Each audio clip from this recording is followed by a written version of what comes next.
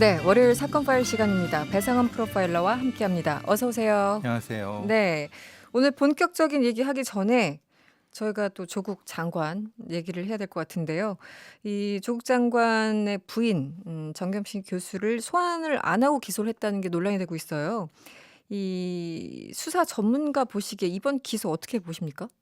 뭐 할 수는 있습니다. 뭐 기술적으로는 할 수는 있죠. 기술적으로 할 수는 네. 있습니다만은 아주 예외적인 부분. 음, 그리고 이제 그럴 실익이 있었느냐. 네. 사문서위조, 동행사죄. 네. 위조의 공소시효는 9월 6일, 7일로 끝나지만 사실 동행사죄도 형량이 똑같거든요. 음, 동행사는 2년 뒤에 의전원에 부산 네네. 의전원에 행사를 했다고 하면 네네. 공소시효는 2년 뒤로 늦춰지는데 늦춰지니까. 공소시효 문제는 이거는 그 검찰의 설명이 그대로는 아닌지 모르겠지만 이거는 맞지 않는 거죠. 적절하지 않는 거죠. 그럼 설득력이 없다 근데 왜 그렇게 이렇게 했는지. 좀 급박하게 했느냐?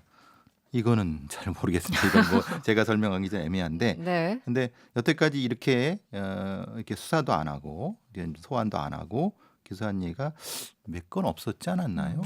사실 소환이라는 게 이 상대방에 대해서 아무리 심증이 굳더라도 한번 얘기는 들어봐야 된다라는 그런 취지인 거잖아요. 전체적인 상대방의 그렇죠. 예. 사건 개요에 음. 대해서 듣고 음. 거기에 대한 어떤 부실한 부분에 대한 추궁도 있을 수 있고 소명도 듣고 음. 그런 과정에서 전체적인 공소장이 쓰여질 수 있는 건데 네. 그 얘기를 전혀 안 들은 상태에서 했다. 그리고 어떤 형태의 증거가 있느냐. 사실 증거도 지금 모호한 부분이 지금 있거든요. 원본 파일 내놓으라고 하고 있는데 지금 조국 장관 측은 못 찾고 있다 이렇게 얘기를 하고 있죠. 그럼 네. 원본 파일이 없다는 거 아닌가요? 그럼 원본 파일이 없는 증거도 없는데 어떻게 사본만 지금 갖고 있는 것으로 보도가 되고 근데 있더라고요. 사본 네. 가지고 그게 될 수 네, 있나요? 네. 그거는 저도 이건 이해를 못 하겠습니다. 이해를 못하겠다. 예. 그런데 마침 검찰이 이 패스트트랙 관련해서 수사 자료를 모두 송치해라 검찰 측에 이제 경찰 요구를 했어요. 지금 타이밍이 참 묘해서 갸우뚱하시는 분들이 있는데 검찰이 할 일을 한 겁니까? 어떻게 보십니까? 보통 이제 수사가 다 진행이 되고 거기에 따라서 송치를 받게 되죠. 음. 물론 경찰에서는 2주 전인가 이렇게 그 협의를 이렇게 얘기를 했다고 합니다. 그렇게 언론 보도가 나오고 있거든요. 네, 송치를 뭐 예예예. 예고했다라는 건가요? 네. 뭐 일종의 얘기를 한 거죠. 음. 근데 그건 잘 모르겠습니다. 뭐 실제로 그런지 어떤지는 뭐 그건 언론에 나오는 거니까. 근데 이 네. 문제는 명확한 건 그렇습니다. 검찰이 지금 송치를 하십시오라고 하는 것은 이런 의미가 있습니다. 경찰 니네 손대라는 의미가 있습니다. 네. 문제는 그런 겁니다. 지금 CCTV가 되게 단순한 것 같지만요. 그 국회에서 벌어진 그것을 대단히 많은 CCTV나 뭐 핸드폰 이런 걸 다 봐야 됩니다. 네. 지금 경찰이 동원돼서 그 많은 수십만 시간의 것을 다 봤습니다.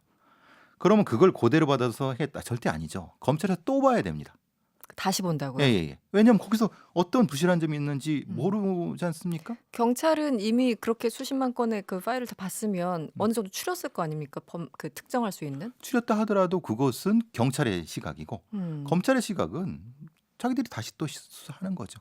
그럼 거기서 본 기소해야 할 부분이 더 나올 수도 있고 덜 나올 네네. 수도 있는 부분이 그럼 그걸 다 보겠다는 얘기지 않습니까? 지금 이건. 그러니까 글쎄요.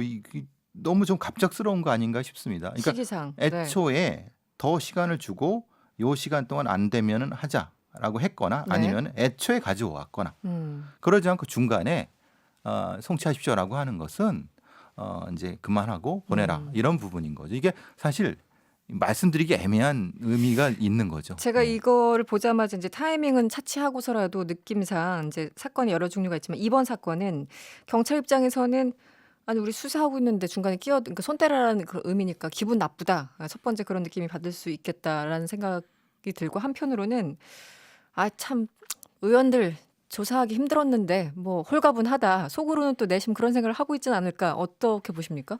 둘 다겠죠. 둘 다입니까? 왜냐하면 첫 번째 부분에서는 네. 상당히 이게 골치 아픈 사건이거든요. 골치 아프죠. 경찰 입장에서. 네, 경찰 왜냐하면 입장에서. 높으신 분들을 다 소환해야 되는데 안 나오고 있고. 안 오시고 네. 그런데 이게 또 잠깐 삐끗하게 되면 엄청나게 여론에 물매 맞을 수 있는 거기 때문에 애초에 경찰 입장에서는 검찰이 가져가길 바랬을 가능성이 높습니다. 그럼 약간 시원섭섭 이렇게 되는 겁니까? 글쎄요, 속마음은 모르겠지만은 네. 지금 상황은 오히려 불감청 고소원이 될 수도 있는 거죠. 예. 알겠습니다. 오늘 사실 그 원래 본격 주제는 장제원 의원 아들 그 장용준 씨 얘기입니다. 음주운전 논란인데 이게 보도를 저도 한 10건을 읽었는데 약간씩 조금 달라요. 이번 사건 경위 좀 짚어주시죠. 그 잠깐 다른 건 뭐냐면 네네. 경찰이 정확한 사건의 내역에 대해서 얘기하지 않는 부분이 그렇겠죠. 있습니다. 예. 네네. 정확한 거는 저도 아주 정확한 건 모르지만 대체적으로 경험상 구성을 다시 한번 해보면요. 네네. 7일 날 새벽 2시에서 3시 사이 한 2시 40분이라고 얘기를 하거든요.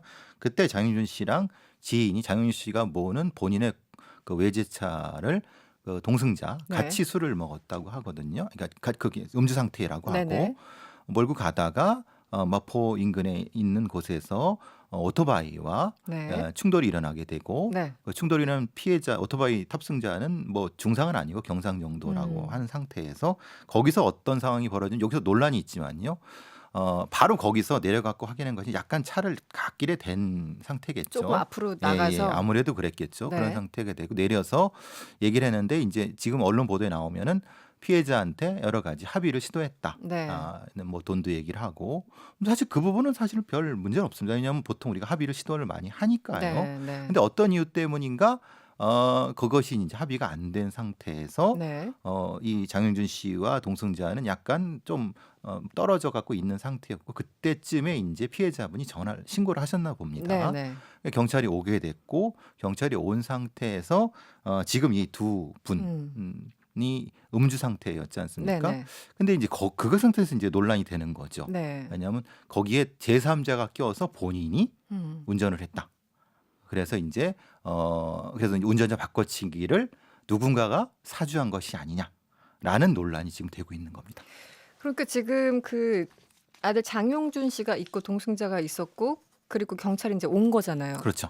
그리고 그때까지는 제3자가 아직 안 온 거잖아요. 안 온 거죠. 네. 그럼 경찰은 이 피해자한테 물어볼 수 있잖아요. 지금 운전 누가 했냐고. 근데 그거를 못 보는 상황이었군요. 그러니까 피해자는 그렇게 얘기를 했다고 합니다. 그것도 사실은 논란이 있는 얘기거든요.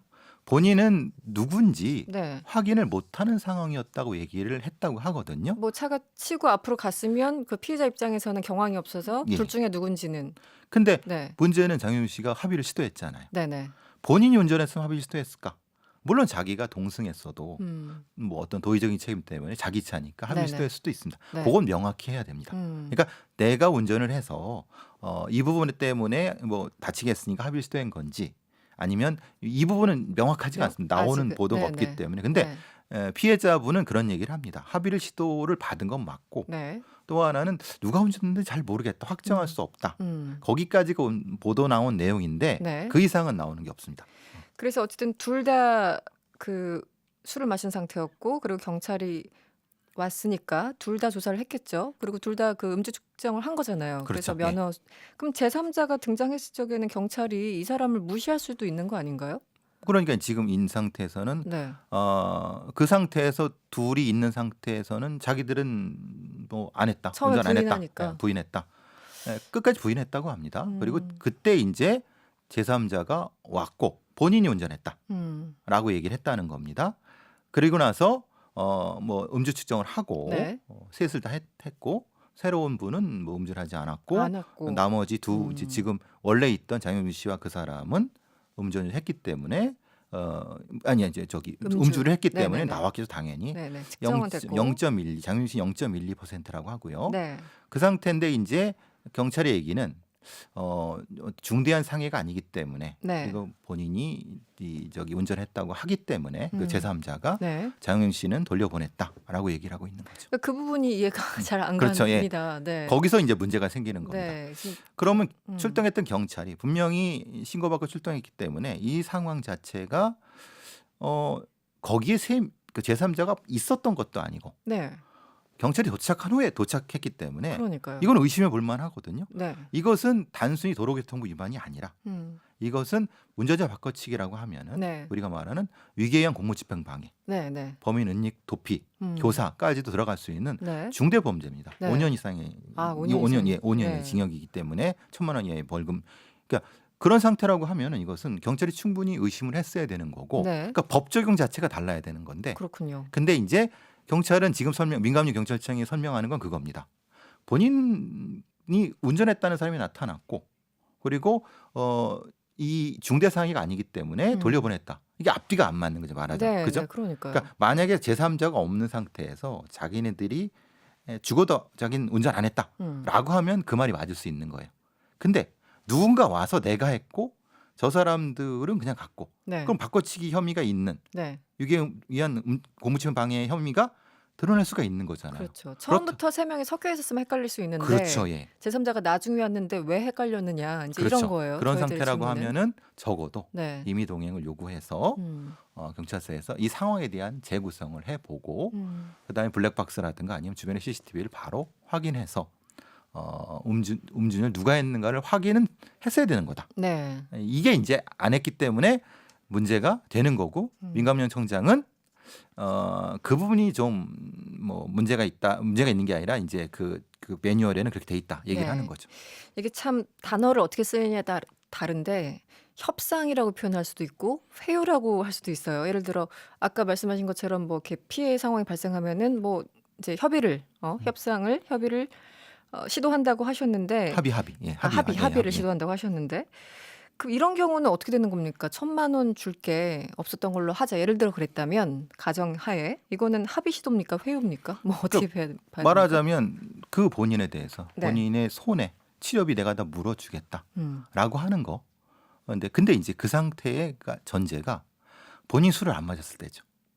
그렇죠. 예, 예. 네, 네. 본인 술을 마시고 운전한 건 네. 법 위반이기 때문에 합의하고 상관없는 부분인 거죠. 네. 그렇죠? 그렇기 때문에 만약에 술을 안 먹고 운전을 했다고 하면 단순 접촉사고 아닙니까? 그렇죠. 그럼 네네. 거기에 대한 합의는 할 수 있는 부분인 거죠. 네, 그리고 음주. 거기에 따른 도로교통법의 벌칙이나 이런 것은 납부하면 되는 거니까. 근데 이제 문제는 음주운전을 했는데 그 합의를 시도했다면 그건 완전히 달라지는 전혀 얘기군요. 차원이 달라지는 거죠. 네.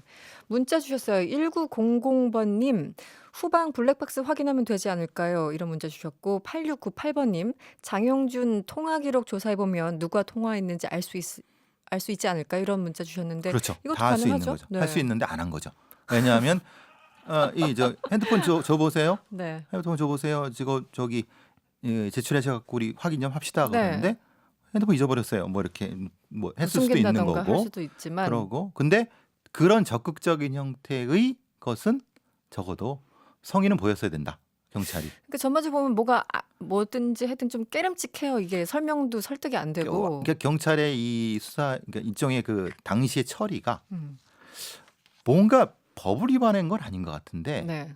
근데 시민들이 보기에 왜 이렇게 적극적이지 않고 현실적이지 않지? 왜 힘없는 사람들한테는 대단히 적극적으로 하면서 왜 이런 힘이 있는 사람과 관련된 사람들한테는 뭔가 좀 부실하게 느껴질까라는 것이 이 사건의 본질이죠. 그렇죠. 예. 네. 안 적극적이었다. 그렇죠. 짧게 하나만요. 이 제3자 같은 경우 거짓말한 거잖아요. 이런 예. 경우 이 사람은 어떤 처벌 받습니까? 아까 말씀드린 것처럼 범인 도피은닉죄에 도피은닉? 관련된 3년 이하의 징역 부분이고요. 네네. 이 자체가 분명히 누군가가 교사를 했다. 전화를 해서 너 알아 뭐 이렇게 예, 했겠죠. 그랬거나 네. 중간에 혹시라도 네. 누군가가 정보를 흘렸다.